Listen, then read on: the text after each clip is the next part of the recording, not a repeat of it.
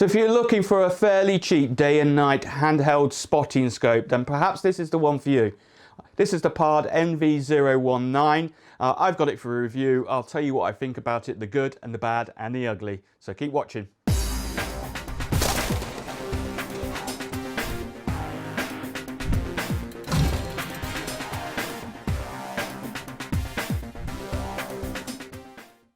Don't forget to visit www.ergonology.com. On there you'll find all of our social media links and forums and 3D printed sections. Facebook group is there for you to discuss anything you want to do with air rifles, air pistols and technology. Our dedicated forum where you can buy and sell anything that you want with regards to air rifles and air pistols. As well as our 3D printed section where you'll find the cradles that you can purchase for the chronographs for FX and the ATM ballistic rangefinders. Hi there YouTubers, I'm Steve and welcome to another video from Ergonology. On this channel we do a whole load of air rifles, air pistols and technology reviews. So if you're new here, hit that subscribe button and don't forget to check out the YouTube video description. In there you will find a whole load of links to our Facebook groups, our forums and much more information to help you out, especially the beginners. But anyway, let's crack straight on with this. What have I got here? This is the Pard NV019. This is a day and night handheld spotting scope. So a big thank you out to Ian from Blackwood. I'll leave his links down below where you can get one of these if you want. He suggested I take a look at one of these and for free of charge sent me one across for a review. So thank you very much Ian. Check his website out down below. And no, he's not sponsoring this at all. I just fancied having a play with one. So why not? So anyway, what is this bad boy? Well, it's a handheld spotting scope which can operate in day and night without a flip of a button. So for those that are unfamiliar with this follows very much in the same vein as the other Pard units. If you've not seen the Pards before, take a look up here. I've got a video of the NV08 and the laser rangefinder version of the NV08, which is a digital scope to go on your scope.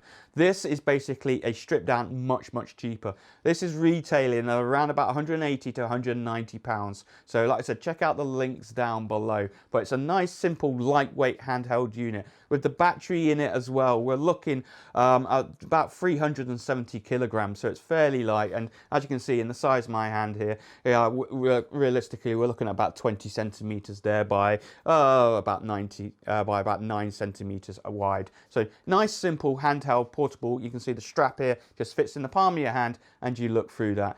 Obviously this is digital, so it's just like a video camera. So the light comes in at this side, it's processed by the computer inside and you look through an LCD screen. So this basically has an 800 by 600 viewfinder LCD screen in there. So quite clear and crisp in here. And basically the output for this is either in picture or in video that this can do at 1080p. So that's 920 by 1080p. So it's proper 1080p video recording functionality. But let's walk around this whole unit itself. At the front we have the objective lens. Obviously this is where the light and the video is captured in here. And then we have the built-in IR torch, and this is quite nice because there's no need to have a separate torch. This is all powered by the same unit here, and basically torch, and it operates out, they say, to about 400 meters. Realistically I've had it out to about 200, 250, but you can also focus that torch by pulling this bit in and out like so. So built-in IR torch there. And then at the bottom here we have the battery compartments. One of the things I do like about this is basically it takes one 18650 battery. That's your standard LiPo battery that you'll find in all of your torches that we use and electronic cigarettes. Obviously you can keep spares, pop in your pocket. They last about 6 to 8 hours, depend how much of the IR you use. But nice and simple there. We have some operating buttons up here to allow you to switch the unit on and off, switch the IR mode, set the recording, take pictures, etc. Zoom in, zoom out. So multi-function buttons up here. We've got a nice little carry handle here that you can literally just get your hand in and hold it as steady as possible. So quite handy there. Here we have also the optical zoom. So this thing will do 1 to 6 optical zoom, just like normal binoculars, by turning the wheel here, and to the side of it there's a separate wheel that does the focus to allow you to focus in. It does also have digital zoom built into it up to 3 times, so the maximum magnification you'll get out of this is 6 times optical times the 3 times digital, gives you up to 18 times zoom. But obviously when it's digital zoom you'll get some pixelation. Under here we have a flap, and in there is where you can put your SD card. Nice and simple micro SD card. There is also a charging port up here, so you can plug in and charge the 18650 battery. However, I do recommend you take the battery out and you charge it separately. And also a really nice little feature in there is the HDMI output, so you can actually connect this up to an external monitor. You can also, with this internally in it, you can actually stream this through Wi-Fi to your mobile phone as well, so it has Wi-Fi capabilities. It's quite a lot of good little features in here. Underneath it is very handy, there is actually a standard tripod mount as well. So I used it with my Hdmi shooting sticks, and again you can check all those links down below. Just popped it on there, nice and easy. It gives you a nice steady platform, because of, as I'm sure you've all known with mobile phones, and if you're with a handheld camera, you do get some shakes and wobbles, and there is no image stabilization in here. At the back then we have the eyepiece, so there's a nice rubberized cushion on here. But there is one downside with this unit, is I don't know why it was done like this, but basically you cannot actually change the focus, the eye focus on here. And for most people looking through this, including myself, when you look through the viewfinder, it is blurry, and it's one of the design flaws with it. However, there is a very simple solution, and the likes of Ian at Blackwood and that lot will supply you with one of these correcting lenses, which you just pop into the eyepiece in there, and it becomes super crystal clear. Very good wide field of vision, very clear in there. In fact, we'll just switch that unit on at the moment, and you might even pick this up in the camera. You can see in there, hopefully. Let's just turn that around, and I'm just checking in the camera. I don't know if you can see the Pard symbol, but yeah, very clear, big, wide. But you will need a correcting lens like that, or reading glasses. I've got some cheap old reading glasses here that just help correct that. So just one thing to watch out for, that does not turn and focus. But anyway, enough of me talking and waffling about it. Let me show you some video of the daytime usage of it, and then what I'll do also then is I'll just quickly hook up a HDMI output. I'll capture the menus and just very quickly go through the menu system for you, and then we'll show you some nighttime footage, and then we'll come back and I'll tell you what I think of this. Okay, so we're outside with the Pard NV019. I've got it set on top of my Hdmi shooting sticks to try and keep it as stable as possible, just to show you the image quality, so we can just scan around the local area here. I'm just looking out over the fields, and the white building you can see over there is a Waitrose supermarket. It's about half a mile away. What I'm going to do is just digitally zoom in on that. So we'll just digitally zoom in. So this is image cropping zoom, 2.5 up to 3 times. I'm going to see that we can get a fair amount of decent digital zoom. And we're just going to bring it back down again, and then we're going to use the optical zoom.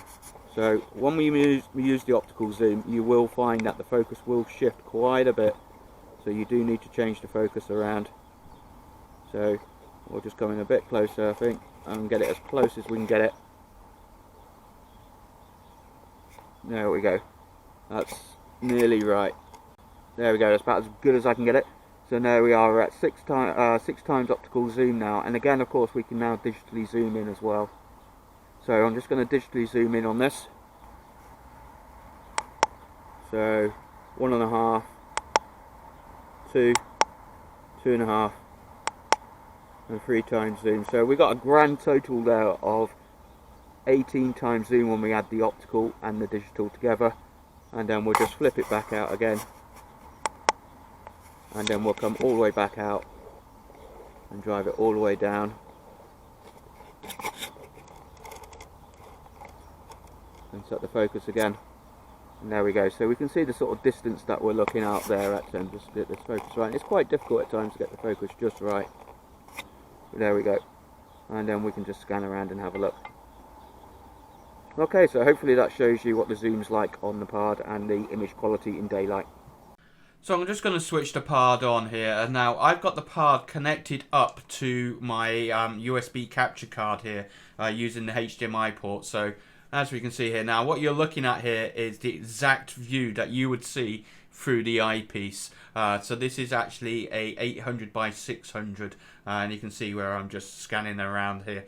So what I'm going to do is just basically go through and show you the menu systems and how the screen all works. And this is what you see through the eyepiece. So at the top right, you can see that the IR is off. Now if I press and hold the IR button, basically it will switch itself into black and white mode.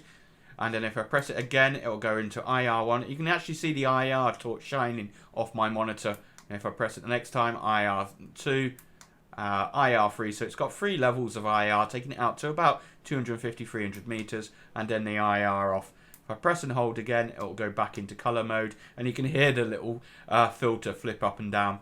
Down at the bottom left, you can see that I've actually got no Wi-Fi connected up at the moment. You can do that and stream it to your camera if you wish to do that. And then you've got a battery level indicator, which is very handy. Now what I'm going to do is go into the menu system. So if I go into the menu, and now I can scroll up and down these menus. So I'm not going to go into these in depth. If you've seen my other Pard videos, you will know about them. But basically in here we have the default colors, whether or not you want it to switch on in IR mode or color mode. So I'm just going to select color mode. You can change the brightness of the IR. So basically when it switches in the IR, do you want level 1, 2 or 3? You've got the brightness of the screen. You've also got auto recording, so as soon as you switch the unit on, do you want it to auto record? Your loop recording, how do you want it to loop record the videos? Do you want it to do a file every 3 minutes or every 5 minutes or so? Nice and simple ways that you can change that. You've got the date and time stamp of the unit, whether or not you want to record audio on the unit. You've also then got your Wi-Fi for setting that up in its own private Wi-Fi. Then you can use the application that you recommend, and you can stream through that. And then if we come down, we've got the exposure level. So this helps you control how much light gets in. So basically, if it's too bright for you, you can turn it up and down. Language, date and time. You can format the card and revert back to default settings and the versions. So the menu systems are pretty limited. Those that remember the Pard NV019, basically all of the sight stuff like your reticles, your zeroing, of course that's all missing. But it's a fairly basic menu system in here. To be brutally honest, probably the only part that you'll play with would be the formatting of the card and setting up the date and the time, and maybe changing some of the brightness and the recording functionality. But quite simple, and that's how the unit all works, the menu systems on it. So we'll go back and we'll see some more nighttime footage now. Okay, so we're outside, it's pitch black, and we've got the NV019 here, and we've got it set up in night mode at the moment, obviously in IR black and white. You guys will be familiar with my range. I'm stood up back a bit, so we're at about 30 meters or so away from the bottom of those trees. So what we're going to do now is we're just going to digitally zoom in. So 1.5, 2, 2.5, 3 times zoom. And I'm just going to switch the IR levels so that you can see what these are like. So we'll go IR off to start off with, so obviously pitch black, can't see anything. Then we've got IR1, IR intensity 2, IR intensity 3. So nice and simple. It's actually fairly bright. This thing works very well out to about 200 meters. What we're going to do now is we're just going to zoom in on our target down the bottom there. And let's just zoom in. Obviously the focus will change and it will come back around about 5%. There, about 6. And we'll just adjust the focus a little bit, and there we go. And hopefully now you can see the targets down there, down range. So that's all the way zoomed in at 3 times zoom, so that's a total of 18 magnification. And then if we just flip it down, so that is your standard 6 times zoom at night with the IR on torch 3, totally clear. We'll switch the IR off and we'll just put it on 1, so we can see it's not too bad at all. It gives a nice good flood, the IR, IR 2 and IR level 3, very nice. So I've tried this out to about 200 meters, is about as good as you go if you've got a good steady hand. So the difficulty is just getting the focus in right, but it's pretty damn good. So hopefully that shows you what it looks like at night. We can just scan around. We can see down at the bottom and look at the tree lines. So a very, very, very good image quality. Okay, so I'm back. What do I think of this? It has its plus and it has its minus points. Number one, price-wise, for the unit you get in here, full recording, pictures, video, the optical and the digital zoom are very good on it. For about £180 by a well-known make Pard, excellent value for money, most definitely. The build construction is plasticky, but it's fairly robust. Don't be going throwing it in rivers and stuff. Be careful with it. It doesn't come in a carry box, which is a shame. This is the box it comes in, but there's no carry case with it. It would be nice to see a carry case or a belt pouch for it or something like that, but I'm sure you can work something out with that. Like I said, the video, the 1080p video, and the sound quality isn't too bad actually, considering it's only got a one of those silly little microphones in it. But yeah, the sound quality is not too bad, but the picture quality and the video quality is excellent. Now obviously depends on the lighting conditions, and of course it's nighttime as well, so basically this does the IR torch may be small, but it's quite powerful, but obviously it doesn't stop you carrying another one as well. The menu system's packed full of features in there.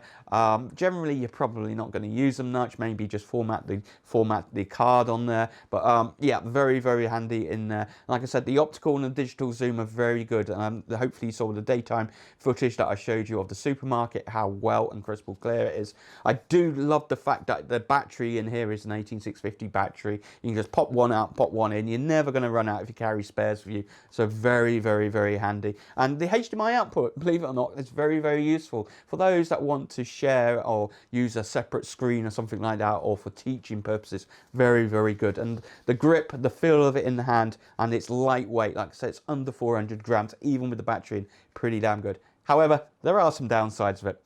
The downsides is they made a massive mess up with the design on this, not allowing you to change the ocular on here.